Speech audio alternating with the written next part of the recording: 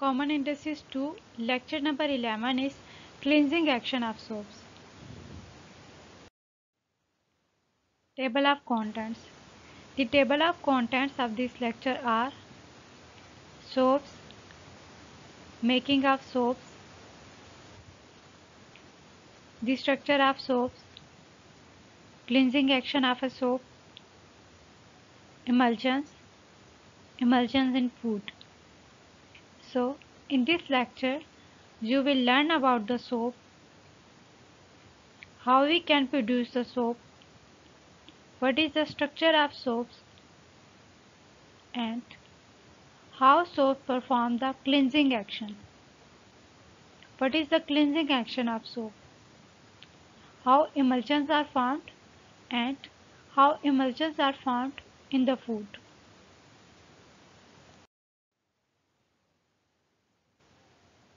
Soaps. What are soaps and how they are produced? The soaps are produced by the alkaline hydrolysis of fats and oil. Fats and oils are esters.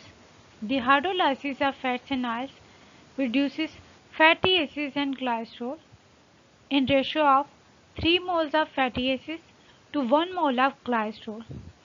The fatty acid molecules released are neutralized by the alkali to form water-soluble ionic salts called soaps. So, how the soaps are produced? The soaps are produced by the process of hydrolysis. So, a alkaline hydrolysis of fats and oils take place. And in alkaline hydrolysis, we mostly use water and potassium hydroxide, which is a common ingredient in liquid soap. So,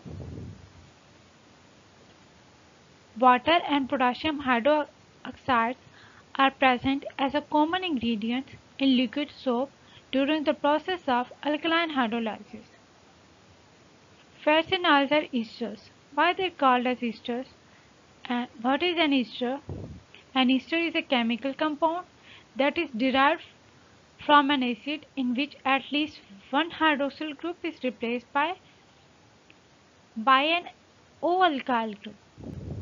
Usually esters are derived from a carboxylic acid and an alcohol. So first, the fats and oils produce fatty acids and glycerol by the process of hydrolysis.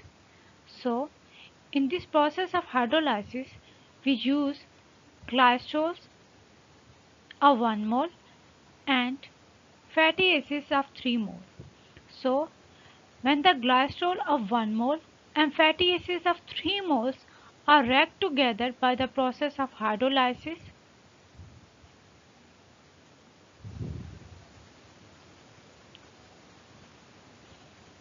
the fatty acid molecules are then released. And when these fatty acid molecules are released, they are neutralized by an alkali. And when they are neutralized by the alkali, they form water-soluble ionic salts which are called as soap. So what happened in this reaction? 1 mole of glycerol react with the 3 mole of fatty acids by the process of hydrolysis, and after hydrolysis the neutralization reaction takes place by using an alkali. And when the neutralization reaction takes place by using an alkali, it forms a water-soluble salt which are called as soaps. So you can see a structure of a soap in this slide, which are produced from 1 mole of glycerols and 3 mole of fatty acids. Making of soaps.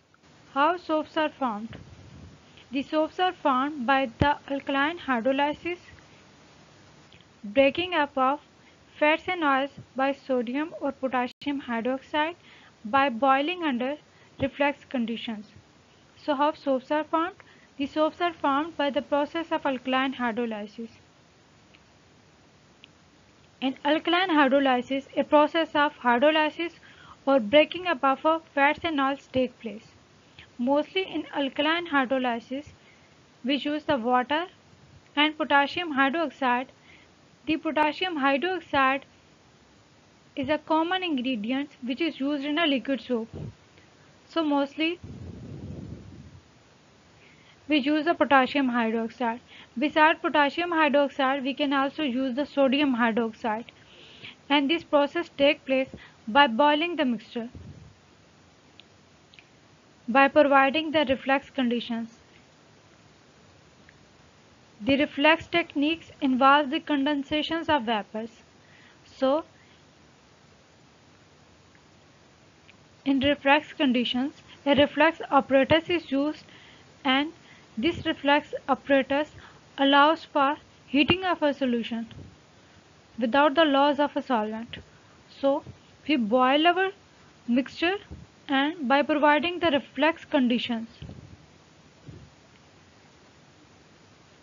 In this slide you can see a reaction between animal fats and oil with sodium hydroxide, and this process shows the alkaline hydrolysis of fats and oils. So how the alkaline hydrolysis of fats and oils take place? When the animal fats or oil react with the 3 moles of sodium hydroxide solution, that gives us glycerols, and 3 mole of sodium stearate. Sodium stearate is soap is formed by the process of alkaline hydrolysis. So fats and oils react with an alkali by the process of hydrolysis and gives us glycols and sodium stearate a soap. The structure of soaps. So how a structure of a soap looks alike? The soap has the following structure. In this slide you can see a structure of a soap. The structure of a soap consists of a long chain, and on this one end of a chain a oil-like tail is present, and on the other end of the chain the water-like head is present. So, a structure of a soap consists of a oil-like tail and the water-like head. Soap ions have a long nonpolar tail, readily soluble in the nonpolar compounds, hydrophobic such as grease, and ionic carboxylate head, which is water-soluble hydrophilic. So the nonpolar compounds do not dissolve in water. The nonpolar compounds dissolve in the nonpolar compounds. Why the nonpolar compounds do not dissolve in water?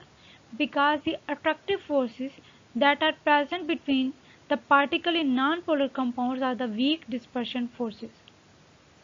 So due to the presence of the weak dispersion forces in the nonpolar compounds, they do not dissolve in water, and nonpolar compounds are attracted to the nonpolar compounds rather the polar compounds like water molecules.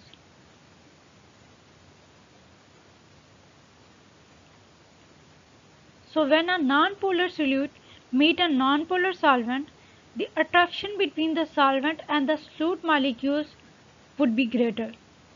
Due to the attraction between the nonpolar compounds, they are readily soluble in the nonpolar compounds because they have greater attraction between them. So the soap ions have a long nonpolar tail.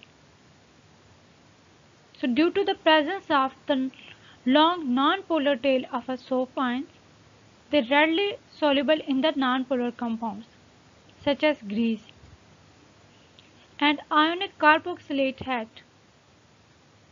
would be soluble in the water because it is hydrophilic or water loving. In this slide you can see a structure of a soap. This structure consists of the covalent hydrocarbon chain, and this covalent hydrocarbon chain contains a non-polar hydrophobic tail which is oil soluble, while on the other end of the chain there is a carboxylate head.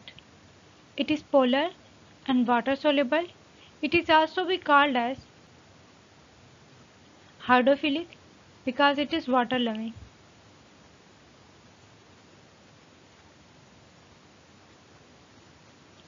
The tail is nonpolar, so it is oil soluble. So oil is also nonpolar. Oil is a pure hydrocarbon which is said to be nonpolar because the oil molecules have a van der Waals forces of attraction between them. And due to the presence of the van der Waals forces of attraction between the oil molecules, it is said to be nonpolar. The hydrophilic and hydrophobic molecules are also known as the polar molecules and the nonpolar molecules respectively. So it is possible that some hydrophilic substances do not dissolve, and if some hydrophilic substances do not dissolve, they are said to be colloidals. So how soap does work? The long hydrocarbon chain is nonpolar and hydrophobic. It is repelled by water. The salt end of the soap molecule is ionic and hydrophilic, water soluble. So in a solution, a soap molecule consists of a long nonpolar hydrocarbon tail, for example C17H35, and a polar head COO negative. Cleansing action of soap. How soap perform the cleansing action? Cleansing with water alone has a little effect when stains consist of a nonpolar substances such as grease and sweat. The structure of soaps allow fats and oils to break away from fabrics and disperse in water. During cleaning, the hydrophobic tail dissolves in a droplets of oil or grease, whilst the hydrophilic heads phase out into the surrounding water, resulting in a bar-like structure. So when you wash the laundry with the water has a little effect. Water alone cannot remove the stains which consist of a non-polar substances such as grease and sweat.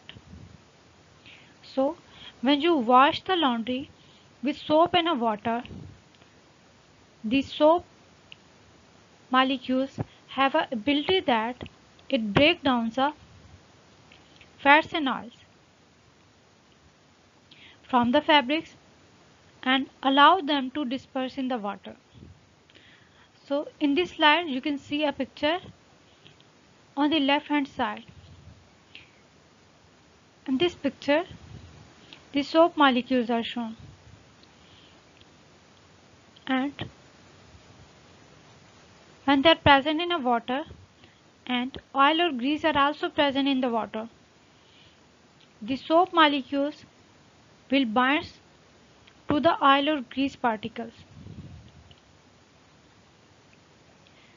You can see in this picture the hydrophobic tail is bound to the oil or grease substances while the hydrophobic head is dispersed in the water.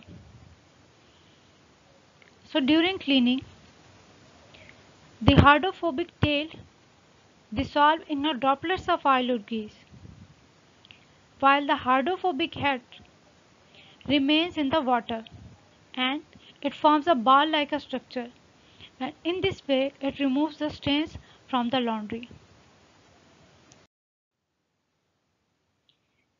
With agitation or scrubbing, the grease becomes dislodged from the surface and further soap ions attach themselves. The non-polar substances such as oil and grease becomes dislodged from the surface and further soap ions attach themselves. The non-polar substances such as oil and grease are held inside the ball and suspended in the water. So in this slide you can see a picture. On the left side there are soap molecules are present in the oil and water. The soap molecules, which contains a polar head and the non-polar tail, they position themselves in the oil and water like that. The tail will be bind to the oil and grease and the head will be suspended in the water. When we perform the agitation, what happened? You can see a picture on the right hand side. It is showing after agitation. So what happened after agitation?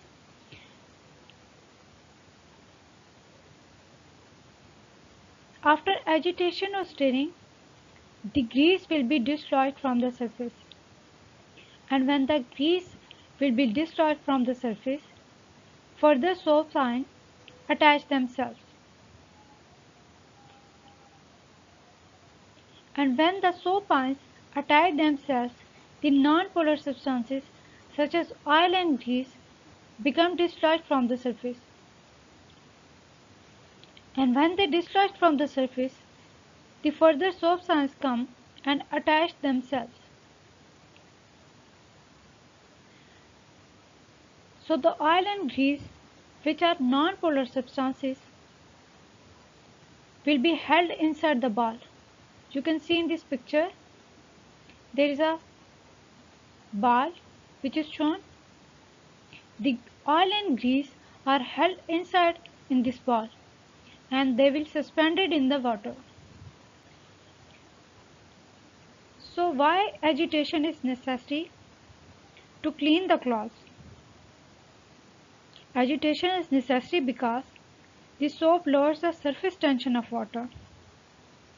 And when the soap lowers the surface tension of water, the long chain non-ionic hydrocarbon group in soap gets attached to the oil and grease droplets. And when they attach to the oil and grease droplet, they loosen them from the fibers of cloth along with the dirt. And this way they perform a cleaning efficiency.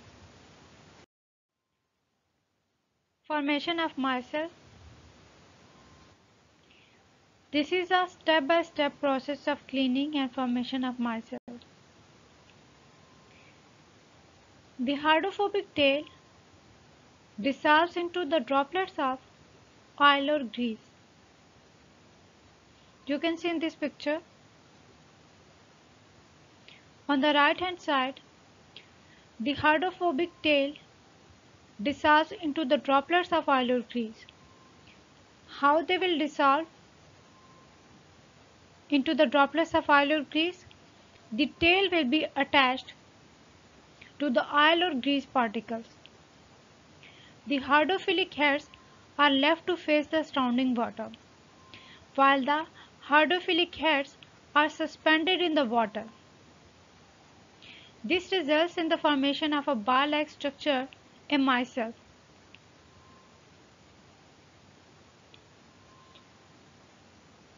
So when the tail is attached to the oil or grease and the head is suspended in the water, a bar-like structure is formed, which is called as micelle.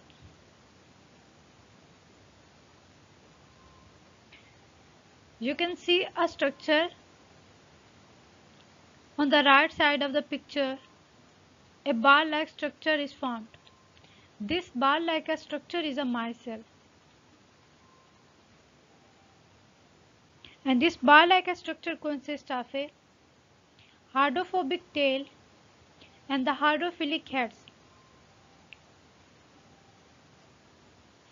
The non-polar substances such as oil or grease are held inside the ball and suspended in water to be washed away. So what happened? The oil and grease will be held inside this ball and they suspend in the water.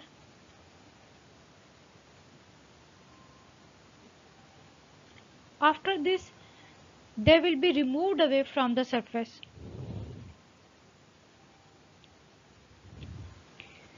So, the soap molecules form a structure, and this structure is called as micelles.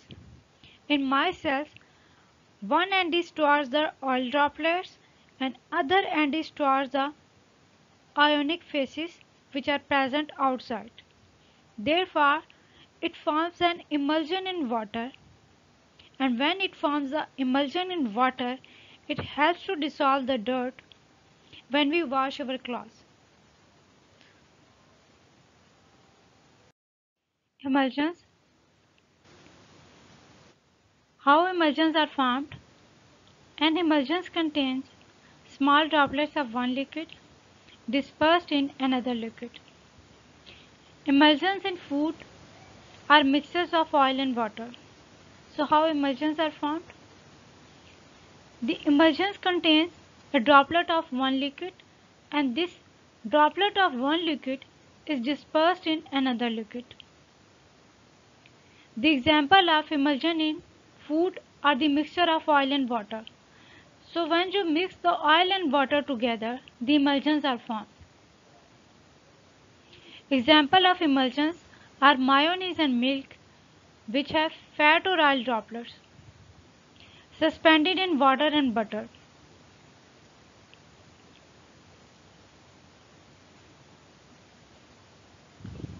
So emulsions are formed in mayonnaise and milk because they contain fats or oil droplets when they are suspended in water and butter. How the emulsions in mayonnaise are formed, you can see a picture on the right side of this slide.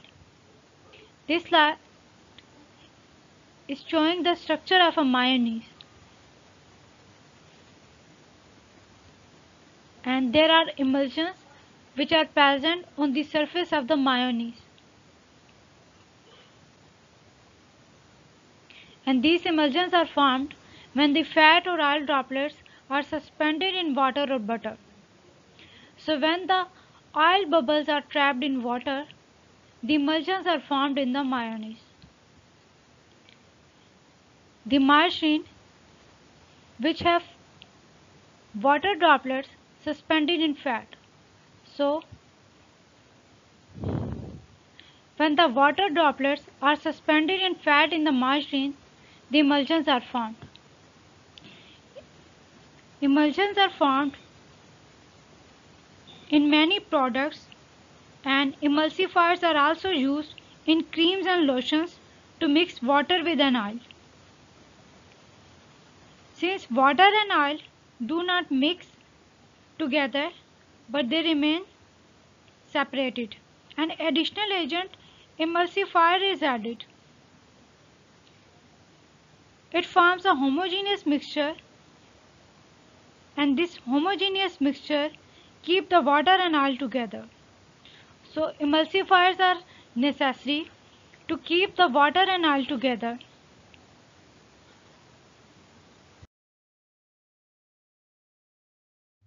Emulsions in food.